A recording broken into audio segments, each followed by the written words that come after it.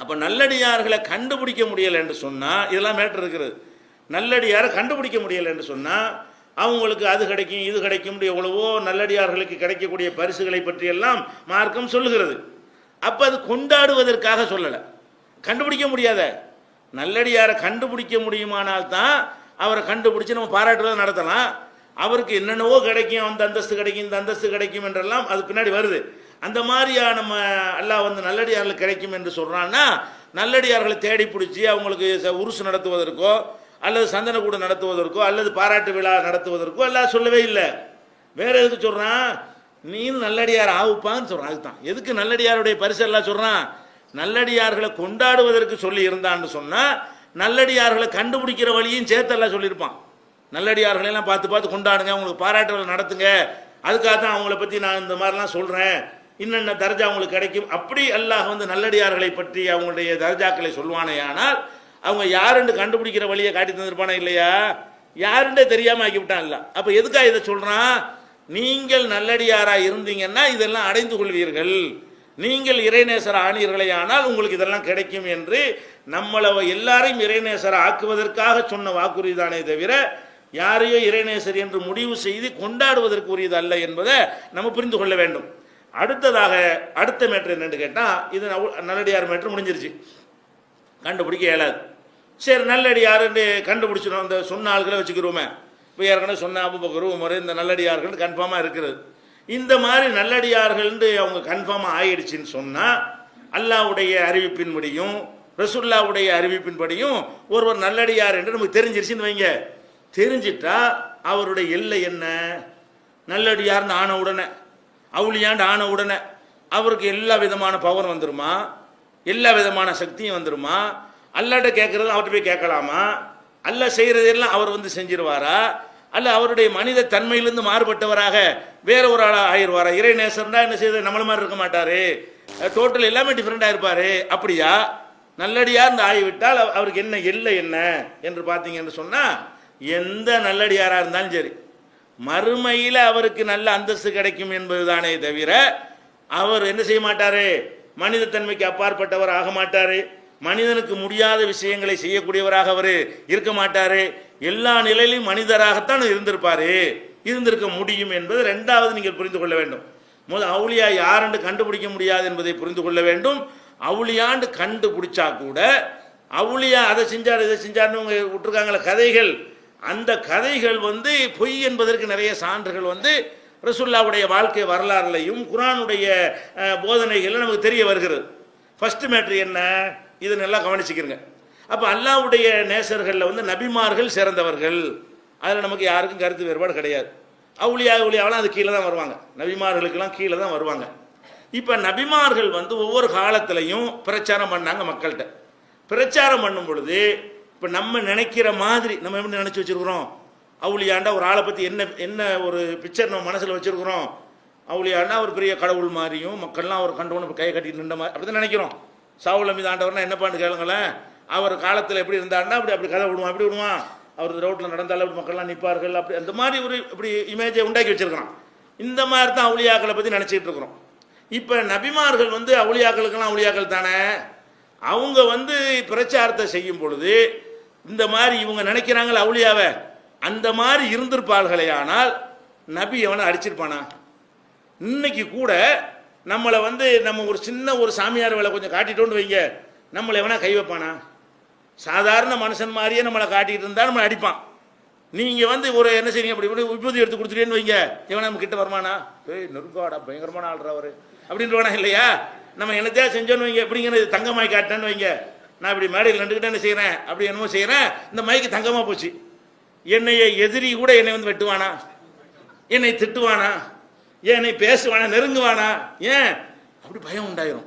அப்போ இந்த மாதிரி ஒரு டிஃப்ரெண்டான ஒரு டைப்பில் ஒரு நபிமார்கள் யாராவது இருந்திருப்பார்களே, ஆனால் அவர்களை யாராவது அடிக்க முன் வந்திருப்பார்களா, விரட்ட முன் வந்திருப்பார்களா, நாடு கடத்த முன் வந்திருப்பார்களா? பல நபிமார்களை கொலை செஞ்சிருக்கிறாங்களே, கொலை செய்வதற்கு முன் வந்திருப்பார்கள், அவளும் நடந்துச்சே.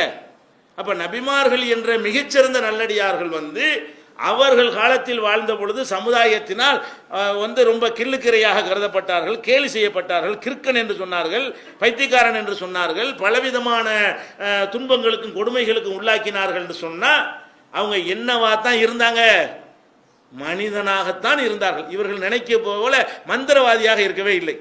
மந்திரவாதியாக இருந்தார்களே ஆனால் யாருமே கையை வச்சிருக்க மாட்டாங்க. அவங்க அதுக்கு ரொம்ப பயப்படுவாங்க. கல்லுக்கு சக்தி இருக்குன்னு பயப்படக்கூடியவன் நபிகள் நாயகத்துக்கு சக்தி இருக்குன்னு நினைச்சாண்டா அவங்க கிட்ட நெருங்கியிருப்பானா? ஒரு கல் என்னமோ செஞ்சிரும்னு நினைச்சு தானே அதுக்கு போய் கும்பிடுறான் அவன்.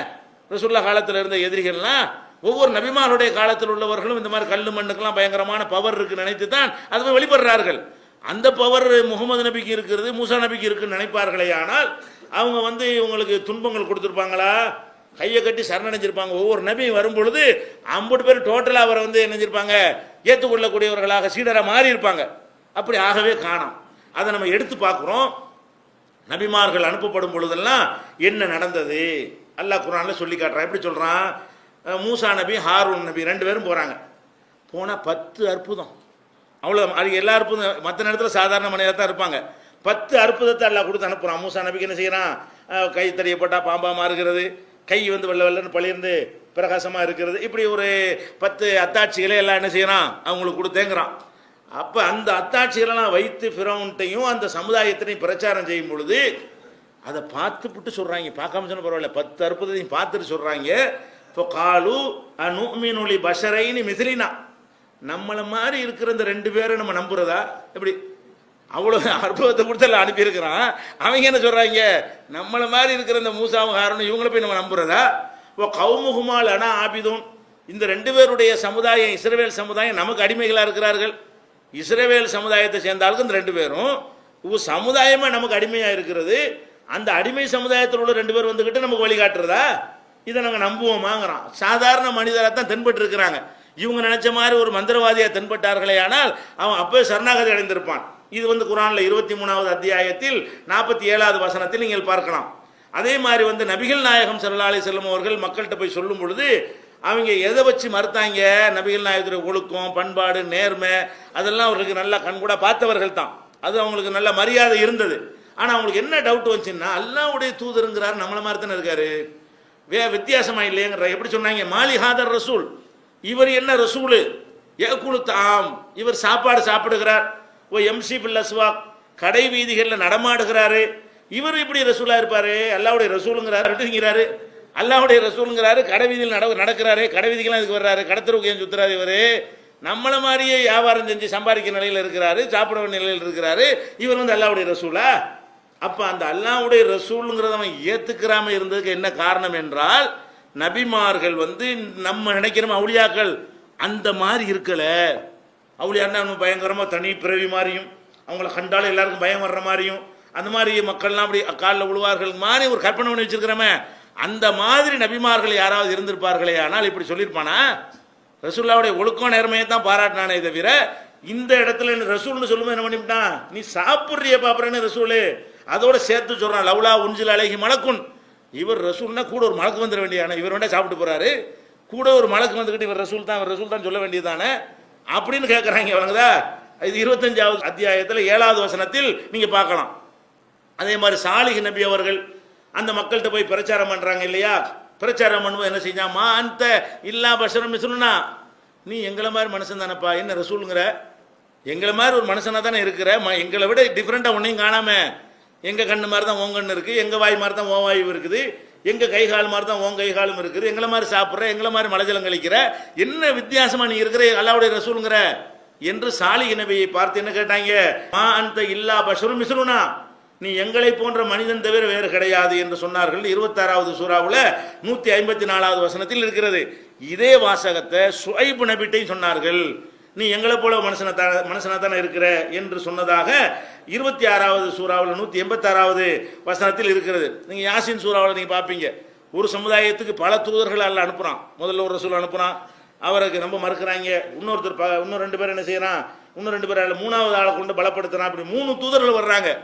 3 பேரையும் பார்த்தவங்க என்ன சொன்னாங்க தெரியுமா?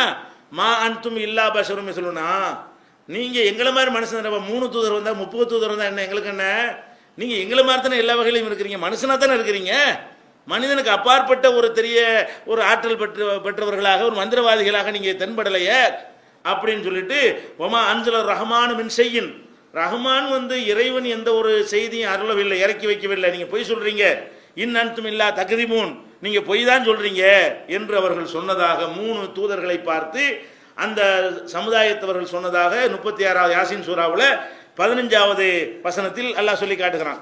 அதே மாதிரி சாலி அலைஹிஸ்ஸலாம் அவர்களையே பார்த்து சொன்னாங்க, பஷரம் மின்னா வாஹிதன் நத்தபியுகு, நம்மை சேர்ந்த ஒரு மனிதரை நாங்கள் பின்பற்றுவதா, நாங்கள் பின்பற்றா இருந்தால் மனுஷன் இல்லாத ஒரு ஆளை கொண்டு வா, எங்களை சேர்ந்த ஒரு மனிதனை நாங்கள் பின்பற்றுவோமா, அப்படி பின்பற்றினால் நாங்கள் பெரிய வழிகேட்டில் ஆயிடுவோம் என்று சொன்னதாக 54வது சூறாவில் 24வது வசனத்தில் எல்லாம் சொல்லி காட்டுகிறான். அதே மாதிரி நிறைய நபிமார்களை, இது மூசா நபி அவங்க ஹாரூன் 2 பேரை பற்றி என்ன சொல்றான்னு கேட்டால், அன்தும் இல்லா பஷரும் மிஸ்லுனா, நீங்க எங்களை மாதிரி மனிதராகத்தான் இருக்கிறீர்கள், துரீதூன அந்த சொத்தூன அம்மாக்கான யாபுது ஆபாவுனா, எங்கள் முன்னோர்கள் எதை வணங்கினார்களோ அதை மாற்றி அமைக்க நீங்க வந்திருக்கிறீங்க, அதனால உங்களை நம்ப மாட்டோம், எங்களை மாதிரி மனுஷனா தான் இருக்கிறீங்க என்று எல்லா தூதர்களை பார்த்து சொன்னதாக 14வது அத்தியாயத்தில் 10வது வசனத்தில் எல்லாம் சொல்லி காட்டுகிறான். நூஹு நபியை பார்த்து அந்த சமுதாயம் சொல்லுது, எப்படி மானராக்க இல்லா பஷரம் மிஸ்லுனா, உன்னை எங்களை மாதிரி மனுஷனா தானப்ப பார்க்குறோம், டிஃப்ரெண்டாவே காணாம இப்போ ஏன் ரசூலுங்கிற அப்படின்னு அவர்கள் கேட்டதாக எல்லாம் சொல்லி காட்டுகிறான். அதே மாதிரி உன்னை பின்பற்ற ஆட்கள்லாம் ரொம்ப அற்பமான ஆளுக்கு தான் இருக்காங்க, பணக்காரனை காண ஒரு செல்வாக்கு மிக்கவர் யாராவது உன்னோட இருக்காங்களா, எல்லாம் பிச்சைக்காரனோட வச்சுக்கிட்டு இருக்கிற கூட உன்னை நாங்கள் ஏற்றுக்குருவோமான்னு கேட்டதாக 11வது அத்தியாயத்தில் 27வது வசனத்தில் எல்லாம் சொல்லி காட்டுகிறான். அதே மாதிரி நிறைய, அதாவது 23, 24 வசனத்திலையும் 23, 33 வசனத்திலையும் 7வது அத்தியாயம் 131வது வசனத்திலையும் இப்படி வரிசையா எல்லாமே என்ன செய்யறான், நபிமார்களை எல்லாம் எங்களை மாதிரி ஆள்தானையா, உன்னை எப்படி நாங்கள் ஏற்றுக்கிறது, பஞ்சாயத்தை என்ன நடந்திருக்குது, இவங்க போய் பிரச்சாரம் பண்றாங்க, செய்தி சரியா தவறான்னு அவன் பார்க்க மாட்டாங்க, எதை பார்க்கறான், இந்த சொல்லக்கூடிய ஆள்கிட்ட என்ன வித்தியாசம் இருக்கிறது, எல்லா வகையில் நம்மளை மாதிரி தானே இருக்கிறாரு, நம்ம அடிச்சா அவர் கீழே விழுந்துடுறாரு, நம்ம கவலைப்படுறோம் அவர் கவலைப்படுறாரு, நம்மளை மாதிரியே முதுமை அடைகிறாரு, நம்மளை மாதிரியே சாப்பிட்றாரு, நம்மளை மாதிரியே மலஜலம் கழிக்கிறாரு, இவரை போய் எப்படி தூதர் ஏற்றுக்கிறது. அப்ப நபிமார்கள் அனைவரையுமே இந்த மாதிரி என்ன செய்யறாங்க, கிண்டலும் கேலியும் பண்ணி இருக்கிறார்கள் சொல்லும் பொழுது அப்ப இவங்க நினைக்கிற மாதிரி அவங்க இருக்கலன்னு விளங்குது. முதல்ல விளங்கி கொள்ளணும், நபிமார்களுக்கு அந்த நிலை என்ன, அவுளியாலாம் எப்படி இருப்பாங்க, இவங்க பின்னாடி அவுளியாவெல்லாம் செத்து போன பிறகு இந்த அவுளியா பத்தி கதையெல்லாம் விடுறாங்க. இந்த சொல்லக்கூடிய ஆளு ஒரு நம்ம காலத்தில் ஒரு அவுளியா யாராவது பார்த்துருக்கீங்களா, கிடையவே கிடையாது. ஆனா ஒரு 200 வருஷத்துக்கு பிறகு என்ன செய்வாங்கன்னா, இந்த காலத்தில் ஒரு அவுளியா வாழ்ந்தான்னு கதை எழுதி வச்சிருவாங்க.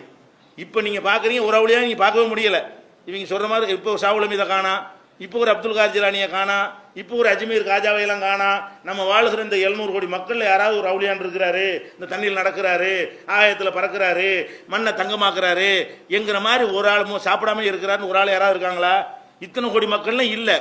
ஆனா நீங்க பாத்துக்கிறீங்க, ஒரு 200 வருஷத்துக்கு பிந்தி கதை எழுதும்போது எப்படி எழுதுவான், இந்த காலத்தில் வாழ்ந்ததாக ஒருத்தனை பத்தி எழுதி விட்டுருவான், இவனை பத்தி எழுதி அவர் அப்படி இருந்தார் இப்படி அம்புட்டு பொய் தான் அது.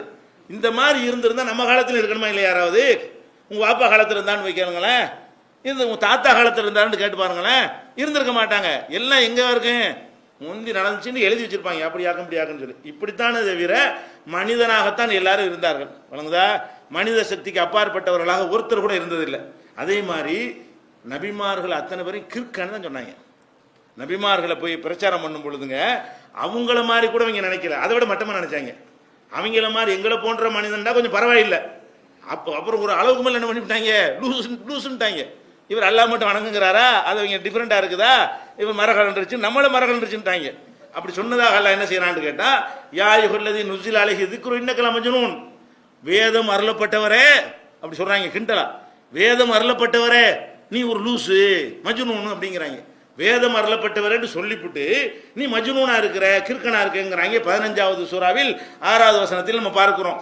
ரசூலுல்லாஹ் பத்தி அப்படி சொன்னதாக 23, 25 பாருங்க, 26, 27 பாருங்க, 37, 36 பாருங்க, அதே மாதிரி 44, 14வது வசனத்துல பாருங்க, 51, 52 பாருங்க, 54வது அத்தியாயம் 9வது வசனத்துல பாருங்க. இதுல எல்லாம் நபிமார்களையும் நபிகள் நாயகம் ஸல்லல்லாஹு அலைஹி வஸல்லம் அவர்களையும் பைத்தியக்காரர்கள் என்று அவர்கள் சொன்னார்கள்.